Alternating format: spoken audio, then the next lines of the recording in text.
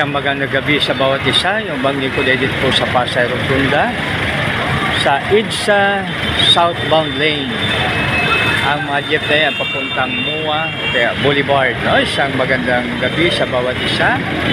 Ito po ang Pasay Rotunda, mga kaibigan, na pwedeng tumawid ang mga tao dito pag gabi na, no? Kasi yan tulad nito at pwede nang tumawid pa tao para hindi na po so mag-akyat, no? Kasi pag mag-akyat, sabi ng isang science teacher, no? So ibig sabihin may force time ginagamit, so medyo mahirap siya, no?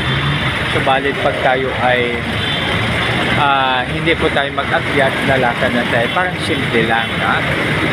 So of course, no, pag hindi naman tayo gagamit ng footbridge, mayroon naman pong danger. So pero when may buwan, mga kaibigan, tapos may dumaan na aeroplano, may dalaning LRT, no? So yung mga kaibigan, panahon na titigil ang ayan.